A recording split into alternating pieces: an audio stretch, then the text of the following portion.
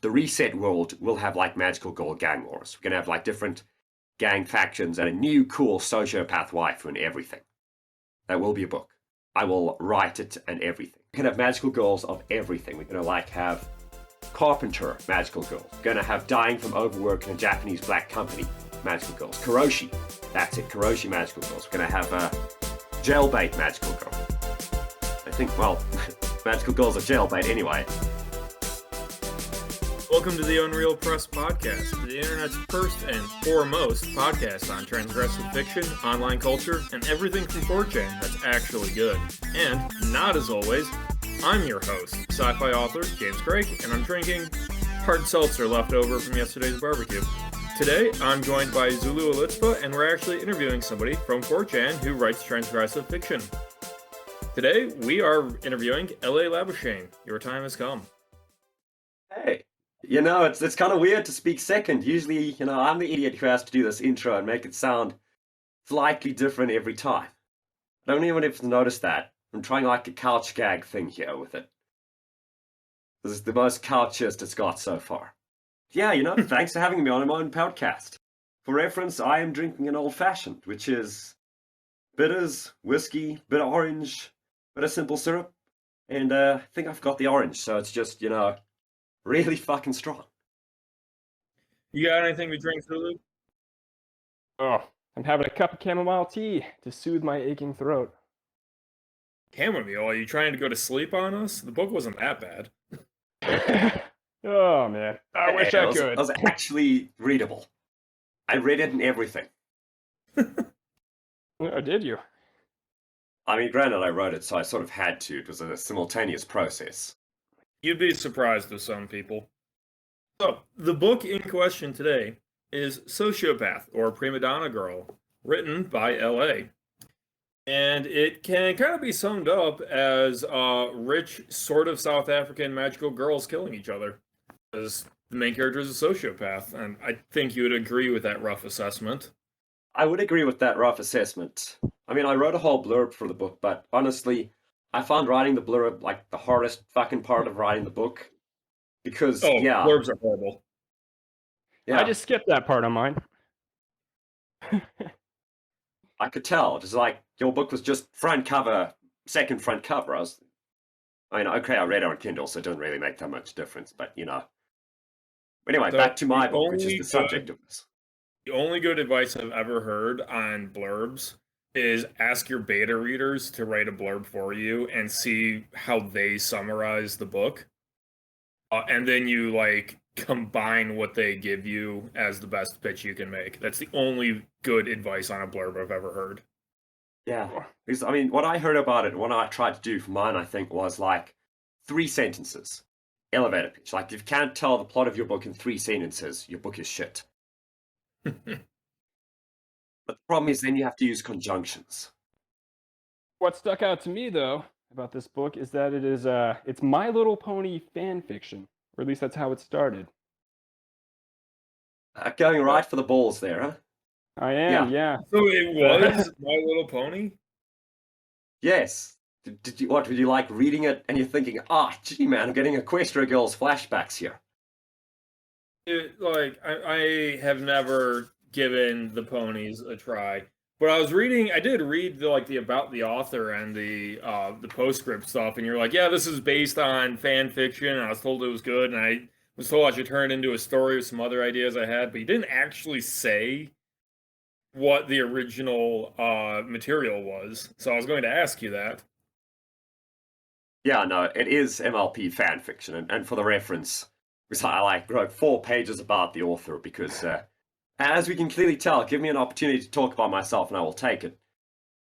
Back when I was like 16, I was a brony, and they had this whole thing on film fiction, which is like archive our own, but only for bronies, because the fan base is that toxic. Glad to have contributed to it. They had this competition, write about a character with like a disability, a mental illness, something that just makes them, you know, a little tougher for them in normal society. And I thought, oh wait, let me write about my own personal life experiences. And then I thought, wait, fuck, it's like, I'm not in a wheelchair, I'm just an evil asshole. So, I did that, and people thought, "Wow, this is really authentic and heartfelt, man. You should write more of this." And so I did, and it was decently received for fan fiction standards. So how much of this insanity that we read through here, of these parties, this violence, this how much of this is a real look at life in South Africa? Well, a lot of it is a look in South Africa, but a lot of it is also based on expat culture. Expatriates, of course, being people who, for some reason, decide to live and work in another country, but not integrate. Like immigrants, go to another country, they learn the language, they wear the clothes, they do the church, they support the teams. Sometimes even vote. Expats, nah, fuck off. We go there, we don't integrate. And then we just do the most depraved shit imaginable. So, personally, I've never stabbed anyone to death with an icicle. But about 90% of the rest, yeah, that's shit I've either done or seen done. Wow. Okay, so how rich do you have to be where it's just kind of acceptable for someone to whip a bottle of whiskey into the sound system because they don't like the music playing? That I just did. That was like a bit of a faux pas because it was decent whiskey. I mean, if you want to destroy a sound system, that's like J&B. That's like Johnny Walker Red tier whiskey. You gotta ruin with that. I mean, slinging a bottle of monkey shoulder into somebody's JBL, that's just being a bit of a dick. But yeah, no, I did that. I mean, the music was really bad. It was like Marina and the Diamonds, but they weren't playing. Wait for it. Primadonna girl. All right, so that is starting to answer a lot of questions about this, because I will say in your defense, this did not read like it was MLP fan fiction. That may have been the spiritual origin, but I would never slander it with calling it My Little Pony fan fiction, as evidenced by the fact that I didn't figure that out. Yeah, well, there is the caveat there that it's My Little Pony is sort of like 5 different IPs. And everyone thinks, it's G4, it's French Biz Magic. But you see, Sociopath originally was not G4. It was actually Equestria Girls, which is the high school AU spin-off. This is information I'd never needed to know in my life, but okay. No, it's completely fucking irrelevant. But you see, the thing is, I'm a huge Magical Girl fan, as you can tell, so... Oh yeah, I assumed you were big into Magical Girls, but I couldn't pick out which Magical Girl franchise you were riffing on. Because, like, a lot of their powers are almost irrelevant. Yeah, Equestria Girls is the Magical Girl franchise. Because they wanted to, still do the whole French Biz Magic thing, but, you got, like, teenage girls, they don't have, like, wings or horns, so at least, So I had to, like, improvise and think, oh, okay, and, the story, they got, their own cool geopowers, which never fucking come up in any of the episodes. They have them, and it's like the most they do is summon like an ice cube, make it a fucking tray for baking. So yeah, that is pretty well replicated here. I mean, some of them just have like the same power one for one. Didn't even change it. So have you ever killed anyone? Just reading through this book. I've tried. I've legitimately attempted to murder people, yes. Wow. What was the context of that, or is that still not outside the? Well, you see, this is why I write under a pen name. I mean, the first time was, probably that was primary school. I mean, who hasn't in primary school tried to kill somebody? He'd taken my full art foil Pokemon card. All right. I forgot the name of the card, but I'm pretty confident it was a Rayquaza. And I just thought, all right, dude, that's it. You're fucking dead. And so I kicked his teeth in and started strangling him. I mean, obviously, this was broken up, but like... Obviously not quick enough. You didn't get those experience points early, huh? You're still level 1. I mean, another time I just stabbed a guy in the head with a pencil. Mostly to see if I could actually hit the shot. I did. He came up to me in like my first year of college, a decade later. More than a decade even, like 15 years later, and said, hey, aren't you that bitch who stabbed me in the eye with a pencil? I had to get reconstructive surgery for that. Oh. I just looked at him and said, your name was George, right? He said, fuck, it was Mike. You try and kill me and you forget my name? It's like, dude, you were not the first, you were not the last. So I see this is autobiographical about all the people you wish you could have killed and all the women you wish you could have slept with. I mean, in a large part, yeah. And with a lot of the people I wish I could have killed, I mean, it's not like really cops. I mean, all cops are bastards, true. But it's never personal with cops. It's like, yeah, they might pull you over. They might fake a breathalyzer text, even though you were driving drunk anyway. And they might do this whole ridiculous, okay, now walk in a straight line, say the alphabet starting from M. Do not say alphabet, they will kick your ass. And so I say alphabet, and they handcuff me, and they take another pair of handcuffs, and they just beat me around the head with that, and throw me in the fucking cells for a weekend. So that legitimately happened to you? Yeah. Wow. It's harrowing shit. Because I'm so relieved that I was not Zimbabwean. Yeah, because you talk about this stuff, and I see it, in the server, and I kind of thought you were just exaggerating, just making stuff up. But South Africa, is that a common South African thing, or has everyone been beaten by the police there? Well, I mean, with police brutality in South Africa, it is an epidemic. I mean, South Africa is just really violent. Like, hearing about people, oh, so-and-so got mugged, they got their car stolen, they had to bribe their way out of a thing. It's like, yeah, the media, or at least the Western media, plays it up, especially right-wingers. I mean, a quote from Jan Smuts, greatest South African of all time. He once said, South Africa is never as good as the media tells you, but it's never as bad either. So, I mean, we're not currently having a genocide. But on the other hand, yeah, if you walk around some parts, you will die. Really? It's just you will. Yep. So were you in like country? 3 years ago. All right, go ahead, Zulu. I was gonna say you can go ahead. So, like 3 years ago, we used to be able to make fun of South Africa because your power grid was failing. It's just like, how does a government fail to produce enough power for their people?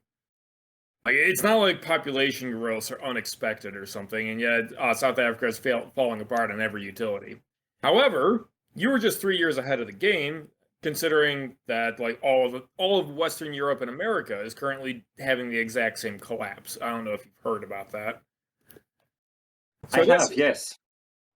I was gonna say my own home state of Texas is currently dealing with a lot of infrastructure issues, even here in America. If I'm not mistaken, Krate in Michigan, they've got isn't that where Flint is? Yeah, I'm half an hour south of Flint, roughly. Have you tasted the water there? I have not, because I knew better. If it's not Detroit city water, you don't drink it. But hey, it could be California that just banned selling gas vehicles, and then 2 weeks later said, also, you can't charge your electric vehicles because we don't have enough power. And also, the utility companies are going to take control of your thermostat. Well, that's just fucking brain rot. All right. So, I mean, no, at least in South Africa, we had like an excuse. That's not really discussed in the book because, like, the book is written in my own setting. So it's not exactly one for one South Africa. It's like a South Africa where it's, slightly cooler. Because the problem with a lot of South Africa is it's dangerous a lot of the time, but it's also just really boring because you're stuck at home. You don't have water. You don't have power. And you're just thinking, well, what the fuck am I going to do now? Oh, yeah, let me descend into alcoholism. All right, well, it seems like you're living in the future for a lot of us. Yeah, it's like I'm so far in the future, it's looped back around to the Middle Ages. Well, so I don't recall seeing much in here about apartheid, or and that's what I was getting ready to ask you about. Was were you in country? Do you recall when apartheid was brought to an end? Well, you see, apartheid was officially brought to an end in 1994, which is slightly before my time. So I was personally not there for apartheid. So, I mean, I can't really speak on those experiences. I can speak of like the transitional period when SA was realizing, at least the government was realizing, okay, I mean, we've made like all the politicians black now.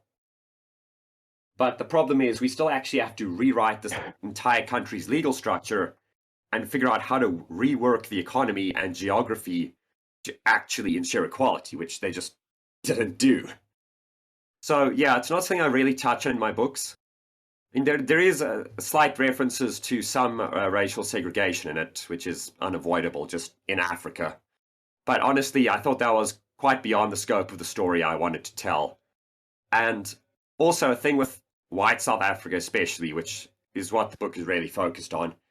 White South Africa, specifically British colonial South Africa, is just so completely detached from the rest of Africa in general that it is legit another world. Like, you can legit live in your gated communities, do all of that, and never speak to a single black person who isn't your employee.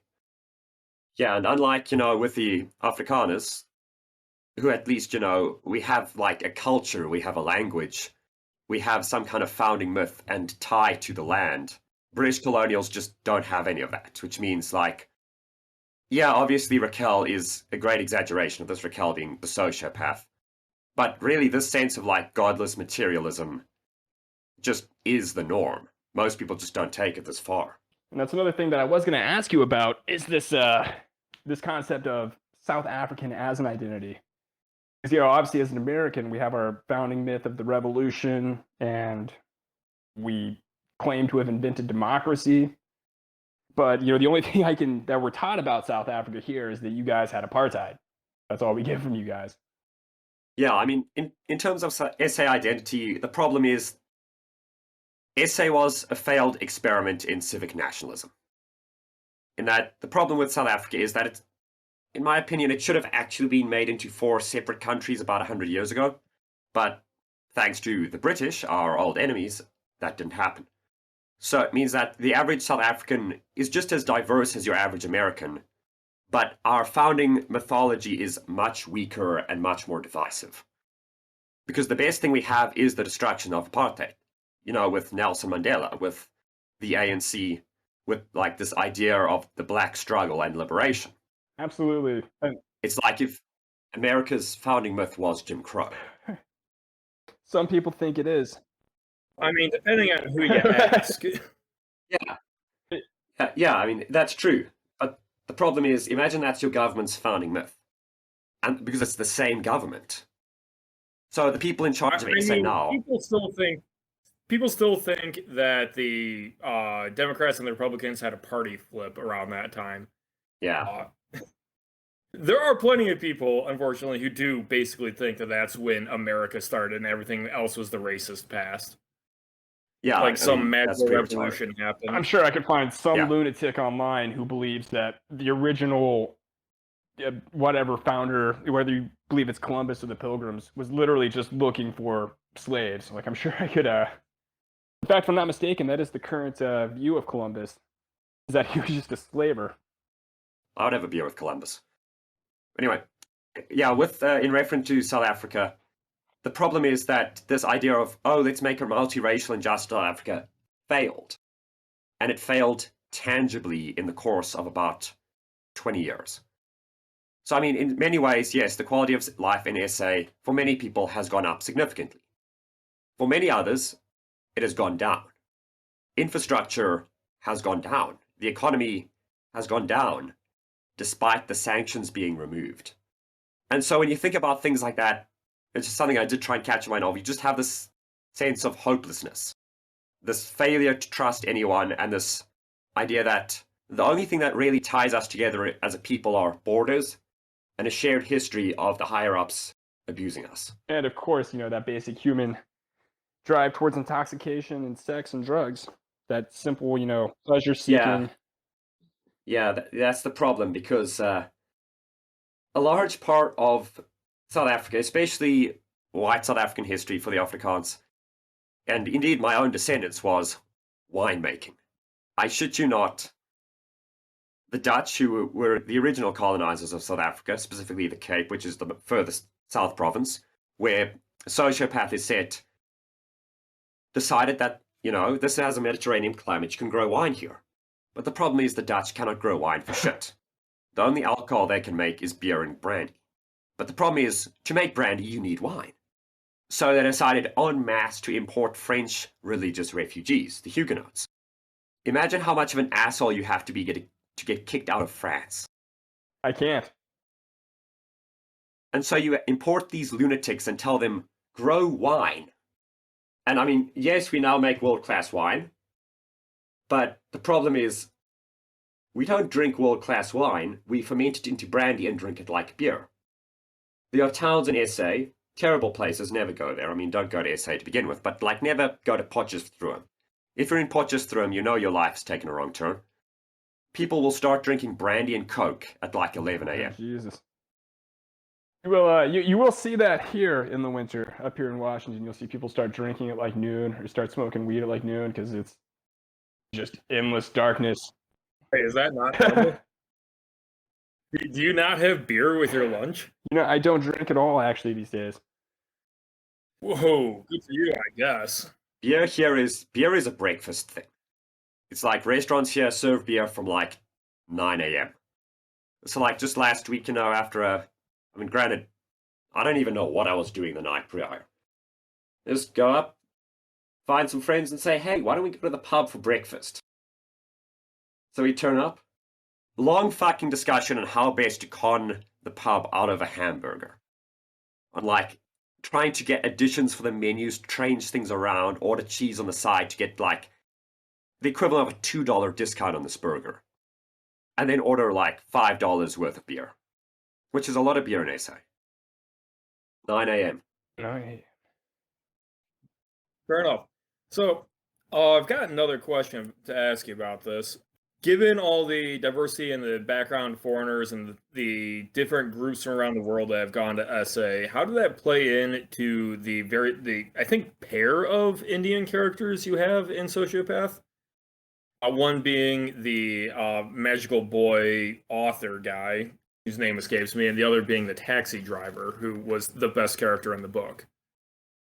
Or was he Middle Eastern, not Indian? Well, with that, okay, there are three. It's Drew Kachara, who is like the token, brown tomboy Casca effigy. And then, there is the Price, the guy. And then there is the taxi driver, Mr. Anarchist. And, well, with that, SA actually has one of the largest Indian populations outside of the subcontinent. Again, thanks to our old enemies, the British, who, after conquering the Natal province from the Afrikaans, realized, hey, this has a great subtropical climate, let's grow sugar here. But the problem is that all the colored people, this is not like a racist epithet, that's just the term for the mixed race culture, like Creoles in SA.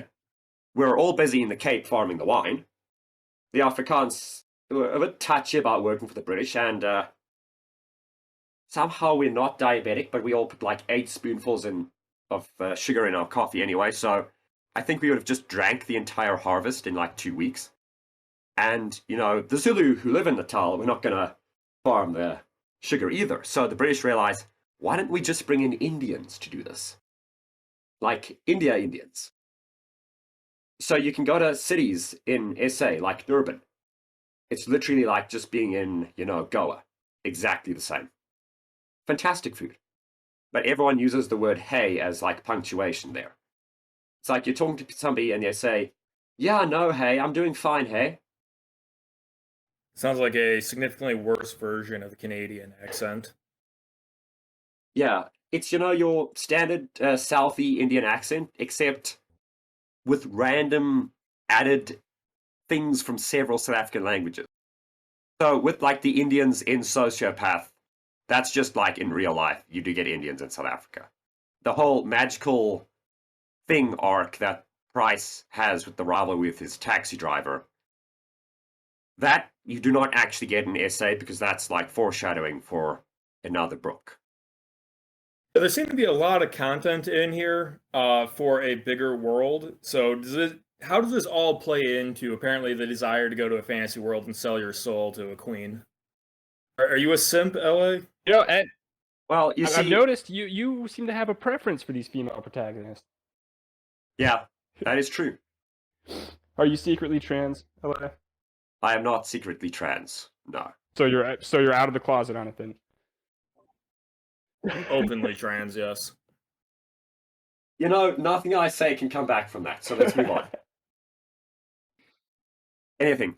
Anyway, so one, to answer the question with like the servitor pacts, sell your soul to a deity for, cool shit.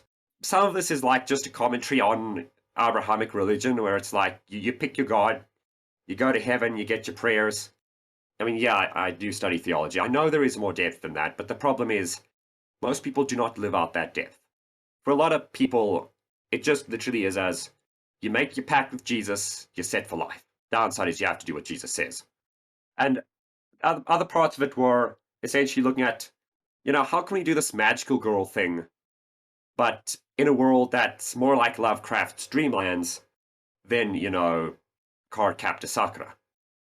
So it's not only like simping for, the alien goddess of the dead. There is a male god, but the fact is that the story is told from the perspective of, well, okay, Raquel isn't a good guy, but metaphysically, the Red Queen, to whom she ostensibly works for, is like the actual force of justice. She's dead, but, a lot of people are dead these days.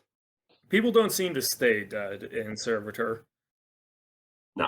You see, that's why given that coming back based on your Dreamland doppelganger is apparently normal. Yeah. Yeah, because you see, that's one thing I thought about the pact, because, these are alien gods. They come from the Dreamlands, where you can go in your dreams. It's simple. And so, because of that, they exist in another dimension. So when you sell your soul to them, what they do is, they just cut the soul in half. Half lives in the Wakelands, our world. Half lives in the Dreamlands, their world. And to, make you like a full dude again in both, they give a little of their power to, supplement the soul, so it's like a full individual in both. But the problem is, because now Red Queen owns your soul and has half of your power, on the one hand, you get awesome, cool magic things, like, for instance, Raquel's pact to turn anything to ice. And play a sitar really good, but not good enough, apparently. Yes, because that's the wish. Because obviously you get something out of this too. And that is a wish. Anything your heart desires. And so Raquel, in a fit of something I probably wish for it as well, is, Ravi Sankara had some pretty good vibes. I wish I could play the sitar really well too. I mean, most people, for reference, wish for things like money or sex, but Raquel already has money and sex, so, Awesome sitar skills sounded like a great third option. Right, well, I mean, the sitar is a path to money and sex. I think everybody knows that. That is true. So, then that's the reference for the pacts here, and on the one hand, it does give this impression that death is cheap, that if you sell your soul to Red Queen, you can die, you can get back up again 90% of the time, which is cool, but that also, at least my understanding of my own work, death of the author notwithstanding, because I'm alive, also then it speaks to the materialism that I'm trying to convey, is that life, souls, these things are not fundamentally important in this world, nor to the characters. What actually matters is possessions, social clout, shit like that. And so, obviously, if you're dead, people will come over and steal your shit. People will steal your girlfriends. People are going to steal your identity. Yeah, you might come back, but the problem is you're poor, and that's a fate worse than death for Raquel. And that was one of the things that I found was really interesting about her, was this fixation with luxury that she has, but no real appreciation for any of it. That is true, and that's just a standard, I'm not exactly going to say symptom, because that's generalizing a little too much, but that is something I drew from my own experiences as somebody with antisocial personality disorder, is, you see, if you don't have empathy, everyone thinks, oh, cool, man, you can just do whatever you want. You don't care if people get sad. But the problem is, it's bigger than that. Because you're just totally fucking cut off from, like, any tradition, any sentiment, any vibe. Certainly. I mean, you don't share the sadness of other people, but at the same time, you can't share in their joy. Yeah. So when looking at things like that, everything sort of has to be done logically. I mean, granted, I'm not a very rational person, so it's like more like eyeball it if it sounds right, cool. And so then that's the thing with luxury. I mean, that's what I do myself. I like fine clothes, I like good shoes, and I like a nice cigar now and then. But a lot of it is also not in my own place. I mean, yeah, I keep my room neat. I keep my accommodation neat, but I'm not going to hyper obsess about like how my paintings look unless I have people over, because all of this, what I'm doing is to impress other people. That's like the only way I can enjoy it is by pointing at somebody like, ha, do you have this? No. So in real life, do you drink the civet coffee? The cat shit coffee? No. No, I don't not drink the cat shit coffee in real life because it's also just not very good in real life. Right. Well, that was an interesting detail in that this civet coffee is frequently promoted as this luxury item, but it's literally cat shit. And the reason it was originally good is because the wild cats themselves had a nose for the prime coffee beans that they would eat, and then you could track down their excretions and brew those into coffee, but now it's mass produced. They force feed these beans to the cats. So she's drinking this concoction of cat feces simply for social value. It's not even good. Yeah, that's exactly it. Yeah. Because again, well, I'd like to think I'm a slightly more intelligent person than Raquel, and kind of, I am a journalist, that's what my day job is, well, one of them. So I actually do know something about this. I do research. I specialize in lifestyle and fashion. So yeah, I'm glad somebody picked up on the civic commentary stuff. The blue label she mixes it with is exactly the same principle as, I like a good bit of whiskey, particularly Canadian whiskey, which is kind of hard to get here, I know, stupid choices. But one thing with that is, it is also one of the most overrated whiskeys you can drink. Johnny Walker Blue Label. It's like their flagship product. It's like $300 a bottle. And it's a mix of some really great whiskeys and some really shit whiskeys. And it's actually just pretty wishy-washy and mediocre. But people will, go to a club here and say, oh, wait, let me have a bottle of Blue Label. And they'll go and sit down at their little private booth. And some hot chick in a tight dress will bring you your bottle of Blue Label with a little sparkler firework taped to the rim. And you drink that and you feel like hot shit. Because at that point, you're too drunk to realize you're drinking bad whiskey. Absolutely. And so with these itemized lists of luxury, obviously that throws us back to American Psycho. Bret Easton Ellis was constantly listing off these ridiculous costumes that people were wearing. Patrick Bateman's daily routine was gone through with extreme precision. So was that something you had in mind when you were writing Sociopath? Was that an intentional kind of reference? Yes, boss. Bret Easton Ellis's corpus in general is one of the pieces of writing that speaks to me most on a personal level and also in my creative work. But American Psycho is not my favorite of his books, but it's the one that is closest to the writing style of this, I'd say, especially with these itemized lists. And I tried to do a similar thing. I'm not sure if you necessarily picked up on that, but when Raquel lists things again, she lists what's actually pretty random products. Or products that, she's seen once in a magazine and thought, okay, that's it. That's what's cool. That's what everyone's doing. Absolutely. Like I noticed she was contemptuous of her own American heritage, although she doesn't really go into any depth on what it was that made her unhappy there. It's just simply American. Kansas, I believe, was the state. Ohio. Yeah. Well, the Midwest. Yeah. If it was Ohio, then that explains it completely. I'm just saying, as a Michigander. Yeah. I actually did that to annoy one of my friends who's actually from Ohio and a great patriot for the Buckeye State for reasons I do not comprehend. But it's things like that. Raquel is, if you actually read it, she has a great relationship with her father, all things considered. Despite you call that a great relationship?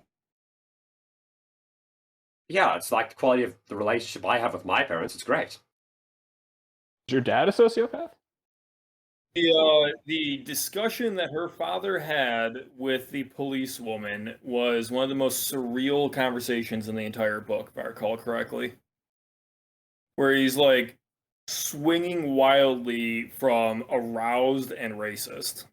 So you wrote a very interesting father figure for her. But he does immediately lie on her behalf at every step of the way. So if that's what you're getting at, then yes. Yeah. I mean, what? Do you not, sit with your dad, talk about cute girls, drink a couple gin and tonics, I can't say that I am racist with my father. for legal and Twitter brigade reasons. I am also not going to Yeah. call my father out here, but again, he was born in the 60s in the South. My father is fake. Do you allow racial slurs on your podcast? Okay, yeah, so Yeah. I might bleep out some of them. It's absolutely. funny, but, So I mean, this is going on YouTube, so the question is, does Susan's replacement allow slurs? that's a good point, but have you ever heard of ding dong ditching? Fun prank.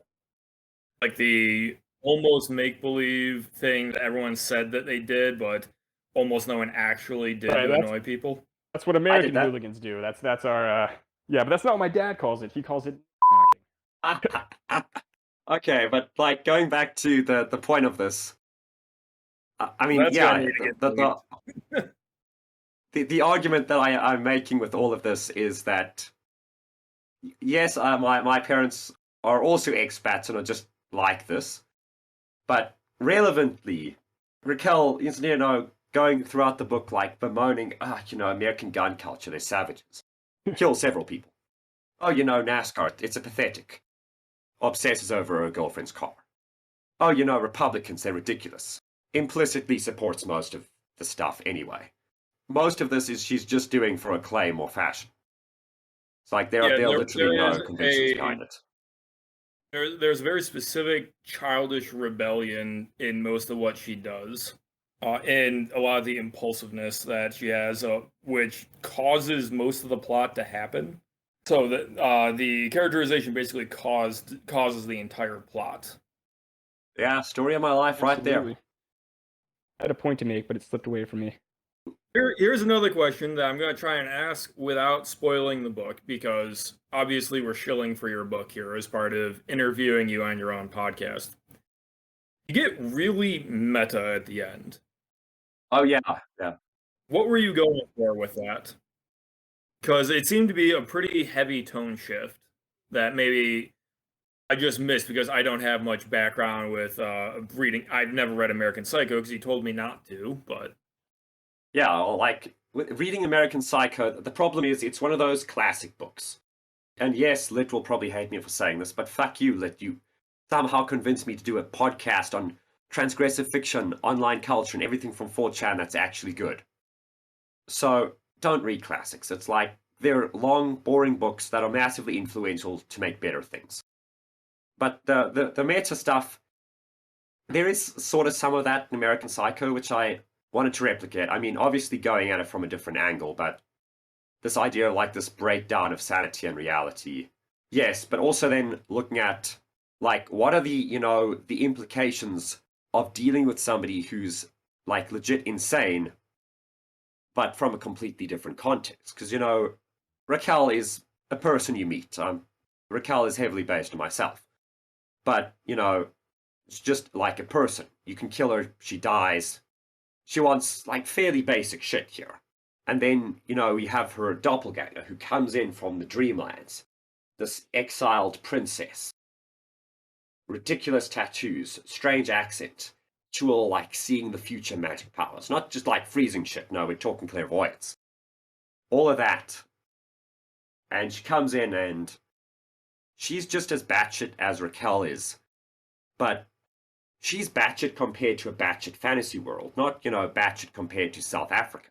So a lot of the meta-ness is a bit of a switch from, Raquel's perspective of being basically insane to the insane perspective of somebody from a world we already consider insane. Okay, so I'm with you on all of that. However, I believe there was an outright line of, because this story needs an antagonist, which was like in the middle of the fight. Yes, that also plays into it because you see the main delusion that Roja has, Roja being Raquel's insane evil twin, is that she is this enlightened one who has realized she's just a book character and decides, well, I'm already an evil bitch. Let me be, play into this a bit. Let me be like the actual evil twin to this person and just make her life a living hell and conveniently also then killing her and impersonating her to get out of my own sociopath-inflicted nonsense in the Dreamlands. And of course, this being fiction, the character of Roche is correct in that she's, a fictitious character. Was this setting up the sequel that you allude to planning to write? I don't know if Raquel is going to be getting another story, but you are planning to write more in the Dreamland saga, right? Yes, I am. Everything I write is set in the same universe, so there will be more for this. And the next wait, stuff Sociopath and Shaman are in the same universe. I don't believe you. Shaman, for reference, is I don't believe you. Yeah. Shaman's just about a bunch of guys. The guys are like walking around this sunless desert world where reincarnation is real. People literally born out of this volcano of blood, and they're like these fucked up evil monsters called shades, and they're, so this is shadows. the dream world you're talking about, the Dreamlands. Yes. That's the Dreamlands. So Sheol and that's all in there, huh? Yep. Yeah, it's like Granite Shaman takes place a few centuries after Sociopath. Like, Sociopath basically sets up the incident that causes Shaman to happen, because, for reference, if you've read Shaman, they admit this very clearly, that this is the silver world in Shaman. One, because everything is, actually made of crystalline silver, but also because, there was a golden world once, and it's gone now. The Dreamlands that Sociopath references, and one chapter discusses, is the golden world. It's, the awesome, cool Arabian Nights-ass fantasy place. You got the genie, you got the vampires, you got the evil queen. You got all of that. And Raquel, being an absolute moron, actually contributes significantly to the events which destroy it and create the silver world of Shaman. So, are there any cameos? Any good Easter eggs there that the astute reader might pick up on? There is one, yes, in that the son of the lady cop, Victoria, and the best character, in my opinion, Pavel Revere, who is just, imagine like a guy, but a guy who has absolutely everything he wants in life, knows it, and then walks around mocking other people for not having it. Oh, he sounds really cool. I can't wait to meet him. It's like, he's in the book. You can read about it. He's like a minor antagonist. I think I got to the part that he was in. Anyway. I hate to tell you this, but yeah, I did not, and I managed to finish it like I said I would. That's chill. I also lie about reading. But I did like Victoria. I did like her because there's all these reading entirely from Raquel's point of view, and she can be kind of annoying at times. So it's always great when another character pops up and just get on with it, Raquel. Yeah. Anyway, so the little reference is that Victoria's son is a character in Shaman. Like, the dude, eventually grows up, he goes to the Dreamlands, and he outlasts, like, centuries of ridiculous stuff, because you can just be immortal, so it's okay, and becomes a titular character in Shaman. But anyway, so yeah. You've got two books. You got Sociopath, and then centuries later you've got Shaman. What's your plan for book 3? Is it going to be between the two of them? After Shaman? Is this going to be Raquel's origin story? So for book 3, what will actually come out, what I am currently working on, is a collection of short stories that basically fill in heroes and theirs about the Wakelands, about the Dreamlands, and about what comes before and after it. So there will certainly be an expansion. I mean, the major, titular book, the title is Stigmata, because the protagonist of the longest story gets crucified, and, being a servitor, being a warlock, having this pact to the Red Queen, she gets back up again, and, finds it really fucking inconvenient that, she has Stigmata now, which is not nice, and enters this fantastical arena contest in order to redeem herself and prove, I'm actually really cool and not the shithead everyone thinks I am. And the greater political setting of that explains basically everything Rocha does from the perspective of somebody who's a reliable narrator. So yeah, what will come next is basically a lot of the in-betweens of these I think we got a glimpse of that in Writing General, didn't we? With, forget the exact name, but some sort of fantastic grenade excerpt. Yes, because I am also a 4chaner and I Was do that post stuff like that.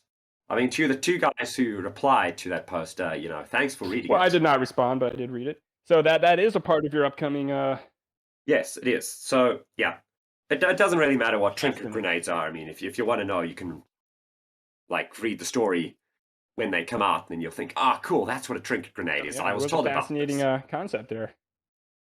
So much destruction in that little Yeah. polished Well, little glass container. now I kind of feel like I'm obliged to explain what trinket grenades are, though it has nothing to do with sociopath. I mean, it technically does because it's, as we've established, it's actually the same setting. But so basically, a trinket grenade is a thing made by the lunar cult. The lunar cult are, the other big god. They're like the bad guys. Mostly because their god is actually alive. The lunar king is not dead. He just lives in the moon. And the problem is if, you live in the moon, you go insane. It's called lunacy. So he's like hallucinated himself into believing that his waifu is real, like a tulpa, but was actually destroyed by the Red Queen, which is why he killed her, which is why she's, the Red Queen instead of just, the Queen, because she's red, because she's covered in blood, dead. Anyway, the Lunar King, he's really good at making shit, because his, raison d'etre at this point is to make his waifu. And so the trinket grenades are like one of the things he's made, and just, taught the normies to make too. And it basically amplifies the magic of your pack to the superpower you get for trading your soul, and draws it out of your being and forces it into the rest of the world. So, for instance, in the story, the character in Stigmata, the protagonist, her pact is to receive divine guidance, to receive wisdom from the Red Queen. And so when she activates, this burst of wisdom and command affects all the wildlife around It her does and have a bit of brainwashes them. does If function a Raquel bit were, like, if I'm not mistaken, it does impale her palm. It is a bit like yes, stigmata. yeah, it's almost like I can write a Right, coherent yeah. theme throughout a book. Good job, you got a I'd gold like to star. think so. Yeah. So yeah. So like then if Raquel were to activate one, it would turn the surrounding area into a blizzard, essentially. Freeze everything. Well, I look forward to seeing how those are. Sounds like that So would yeah, probably kill Raquel in the process. it might, yes. The trinket grenades are in universe renowned for being acts of desperation. People having good days do not activate trinket grenades. Fair enough. So I assume this is going to come out sometime after the Unreal anthology that I believe you contributed to, right? Yes, yeah. Yeah, speaking of the Unreal Anthology, that is another thing I have written recently. Inshallah, it will come out. And I say inshallah because it's an Orientalist anthology in Absolutely, I was 2022. you guys were generous enough to Granted, invite me into that project as well. Yeah. yeah, you're a bro. I too So, am in I the mean, with that, anthology, and I have no idea when it's coming out. I have no idea when it's coming out, man. I'm like, somehow, one of the leading figures in the Unreal Press Publishing Collective / mental health, well, it's not a Containment. support group, indulgement group, and I have no idea when it's coming out. I mean, my actual next book, Stigmata, or To Spite the Gods and Other Stories, will come out in December. That I can promise you because I've actually written it and am now in the process of editing it and regretting my life choices. But yeah, also did write something for the Unreal Anthology. Spoilers for something that's probably not actually going to come out anytime soon. That one is basically just about a dude. About this guy. Actually, named him in reference to one of my IRL friends to basically say to him, hey, this is you, be less of a shithead. I don't think he's going to read it, but, man. Like, if you're watching the podcast, Zach, more power to you. So it's about another commentary on expat culture, this time looking at it less in Africa, South Africa, and looking at it in Dubai, which has a very unique expat lifestyle because the majority of the population is foreign. Which means that the people who are sort of like fish of out of water in some aspects are the indigenous Emiratis. Because, it gets really fucked up to suddenly discover, oh shit, man, I've got oil.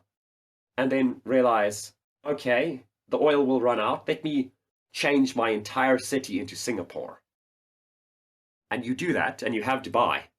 And of course, this is fantastically dislocating because it's the most artificial place on the planet. I mean, it's a nice place to be a tourist, and sometimes, if you're 30 and single and get paid well, it's a great place to live. Basically, I've heard it described as an overgrown shopping mall in the country, pretty much. It's one air-conditioned building after another out in the... Yeah, you need the air conditioning in the Gulf, because if you don't have it, you literally die. So, yeah. I mean, Zulu, I think you had one last point to make on Sociopath if I read this stack of notes you sent me before. Oh, well, yeah. I was going to talk about just the placement of sociopath within the pantheon of sociopath fiction, because it's obviously it's subject to fascination in fiction, in mental health, and a lot of points I want to make on that subject. You're getting close to wrapping up. I mean, we can talk for another 10 minutes. It's my podcast. So, in December, Stigmata is coming out, and we can all look forward to that. However, the last time we discussed this in prepping the interview, I brought up that you really need to just go full throttle on Magical Girl Gang Wars. You gave us a sample of Magical Girl Gang Wars in Sociopath. Yes. What do we have to do to make you do an entire book of gang war? Well, I enjoyed the character study aspect of it. This exploration of Raquel as a sociopath in South Africa. Yeah. So I mean, okay, 2 questions. How do you intend to satisfy 2 both answers. of us? Okay. Yes. I mean, okay. If we had another Jew in the room, we could get 3 answers and 1 argument. But Krate, you've got enough arguments for everyone. So to answer the gang war question, I am working on notes for the actual Magical Girl Gang War thing. It's not going to be in the same world as Sociopath. It's not going to be the Dreamland Wakelines thing. It will be in the same continuity, but that is sort of beyond the survey. Let's just say I'm going to pull a JoJo Part 6 and reset the world with an actual gay priest. And the reset world will have Magical Girl Gang Wars. We're going to have different gang factions and a new cool sociopath waifu and everything. That will be a book. I will write it and everything. We're going to have magical girls of everything. We're going to have carpenter magical girls. We're going to have dying from overwork in a Japanese black company magical girls. Karoshi. That's it. Karoshi magical girls. We're going to have jailbait magical girls. I think, well, magical girls are jailbait anyway. Whoa, we're crossing lines now. Ding-dong ditch slurs are one thing, but jailbait? Ugh. Hell is 17 in this book, man. But anyway, with the Magical Girl Gang War, we're going to have all these wacky magical girls, and there's going to be the scene where our cool, badass, strong female protagonist / psychopath is going to tell, one of her friends, shut up or I'll cut your hand off, and the guy keeps talking, and so she takes out this buzzsaw from her pocket with her, magical girl power of being the carpentry-themed magical girl and having unlimited access to power tools. And she's going to buzzsaw the hand right off, and this causes a gang war. And those of us that are fascinated in the social situation of South Africa, and people like yourself who live there, who survive in this society on a daily basis, of this Ballardian failed social experiment of a country that you live in, you got anything for us coming up? In that sense, yes. That'll be in my short story collection, Stigmata, coming out this December. I am going to center a lot of that in South Africa. Some of it will be character studies. I like character studies. It's an experiment in narcissism. But there will also be several stories looking at the different social aspects of South Africa, and then specifically explaining how basically this overarching sense of decay which permeates South African life can be understood and experienced in the different aspects of the story. So yeah, we'll have this cool, badass actual Stigmata story about this genie warlord in another dimension. And then I'll shift tone completely and talk about racism and why it's bad. That sounds fascinating. And one thing that popped up, I didn't get it out while we were talking about the history of South Africa. Do you see any path to redemption? Is there any way for South Africa to save itself? Well, in many ways, yes, but it's and not in many ways, no. Well, the issue basically is a lot of the problems with South Africa are because South Africa has always been top-down culturally. You can see this in the various black African cultures, you can see this with the Afrikaans, and you can see this with the British colonial regime, is that South Africans generally, we've sort of been accustomed for somebody else to take responsibility and give orders. But the problem is now the people, and yes, this is a sign of political liberation, but the problem is that mindset has not gone away. of somebody else will step in and fix this. Somebody else will take responsibility. Somebody else will make sure the lights stay on. But that somebody doesn't exist. And the party who is doing this is called the ANC. And so the ANC have ruled the country for 30 years. And the problem is, until they leave power, things are not going to improve because actual control over infrastructure, over institutions, over diplomacy, over the economy will not change because South Africa in many ways is a planned economy. So until they leave power, I do not see a hope for South Africa. But the problem is, the longer they stay in power, the worse that transition is going to get. That almost sounds like a mirror image of the apartheid situation. Yes. You know, I'm not about to say that, oh no, we just have a black apartheid. We don't. What we do have is an oligarchy, and in many ways, for different reasons, in different places, that's worse. Because you can say whatever you want about the apartheid regime, and they were corrupt, but they were a very different kind of corrupt.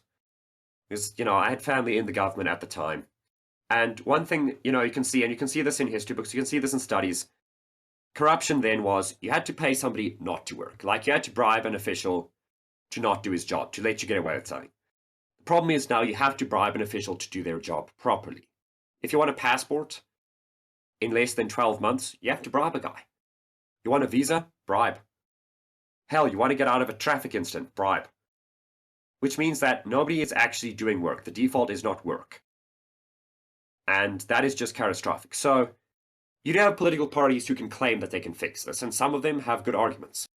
And maybe a coalition style of government might give South Africa a chance to improve, but I think at this rate, it's going to get much, much worse before it gets better.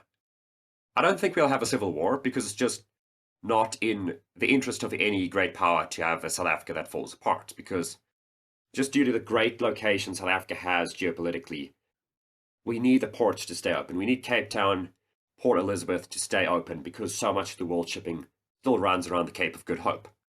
And we need the mines in the interior to stay open. We need the farms to stay open, because that's where all the food and the metal comes from. But a South Africa that suffers more incidents of state capture, a South Africa that is basically the whore of the West and China, that would suit them very well. So I think that is likely going to happen. We're going to see greater failure of the infrastructure outside of certain vital industries. We're going to see greater social tensions. Not necessarily even racial tensions anymore, just people getting pissed off and violent. We're going to see all of that. It's going to get ugly, but, you know, I'm hopefully you can expat. stay one I'm step just gonna ahead of run away. that. I can find a way to profit. Yeah, and, you know, on that note, any closing thoughts, guys? Thanks for coming on today. Yes, thanks for handing the podcast over for an hour. Yeah, cool. Well, you know, as always, I've been LA Labuschagne, and this time, you know, we've talked about Sociopath, which is a book you can read, and it's unironically good if you have certain tastes, and ironically good if you don't. It's about this chick, Raquel. She's a magical girl. It's a character study on sociopathy. A lot of it's from personal experience, except the parts that are legally implicating. Then, as I've already said, enough legally implicating stuff already. The tagline of Sociopath will basically tell you whether or not you'll enjoy the book. So if the tagline sounds good, pick up a copy. It's a sociopathic magical girl in totally not South Africa. The book is what it advertises. That was pretty cool, too. I designed it myself, and then got somebody who actually knew how to do CG to make it good. So yeah, until next time. Cheers. I don't have advice, just don't do what I do. Cheers. Cheers. I may have gone too far in a few places.